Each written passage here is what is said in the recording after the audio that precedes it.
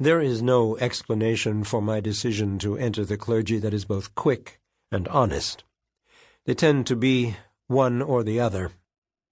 The quick answer, and it is a response I've given most often to especially avid or fundamental believers, of which there is no dearth even among Baptists in northern New England, is this, an anecdote I was told by one of my more erudite professors at seminary.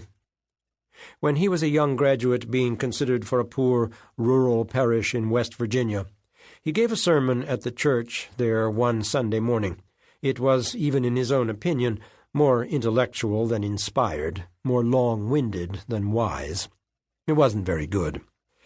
After the service, an old deacon, a coal miner who had somehow made it into his 70s without succumbing to any of the grotesque lung diseases that usually mark the end of a coal miner's life, approached him and asked with a voice rich in irony, "Was you sent, or did you just went?"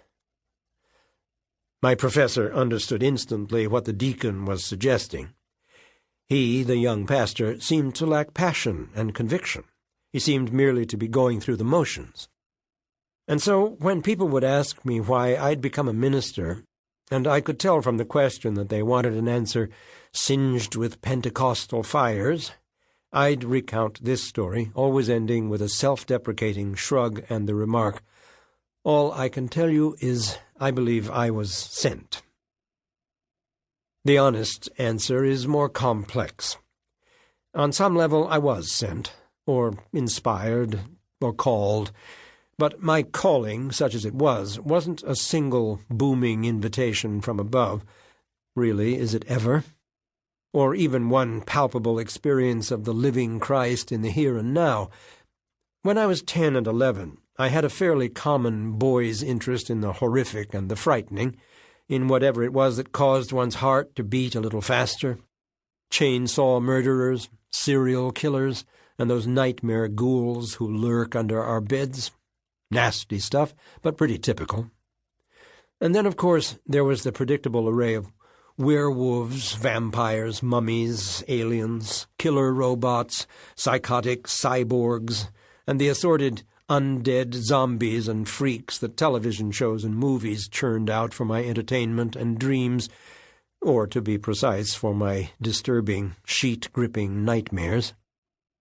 My friends in Bronxville and I would savor monster movies whenever they arrived for the summer, at the theater across the street from the railroad station, and alone or together we would follow their computer-generated mayhem on what are now quaint and primitive video games. My fascination with this sort of carnage and violence was neither unusual nor a sign of a potentially dangerous personality disorder. Given the always precarious state of my parents' marriage, I wouldn't describe my childhood as flawless or serene. Some years later, when I announced my decision to go to divinity school, my sister observed that I was moving from a bickering to a vicarage. But neither was my childhood inordinately painful or scarring. I played Little League baseball in the spring and Pop Warner football in the fall. In the winter, I played ice hockey and skied.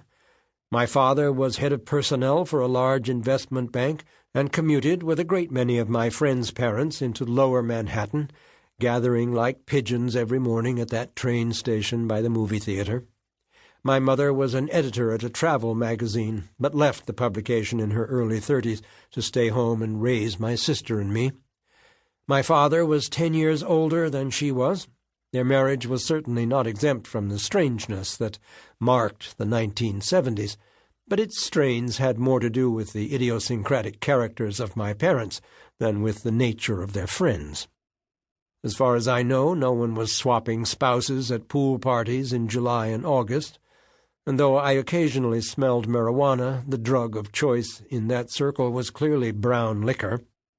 The adults encouraged one another to drink scotch the way they insisted their children drink milk. As a teenager, I listened to a lot of heavy metal and punk music, and I papered my bedroom walls with posters of athletes and rock stars. I had girlfriends, but in a pattern that would continue through college and into my adult life. I withdrew as soon as it became evident that the relationship was reaching what airline pilots call the V1 point, that point of decision. Either we lifted off and became a very serious couple, or we aborted the takeoff and went our separate ways. Invariably, I chose to slow the engines if my girlfriend showed no sign of decelerating first.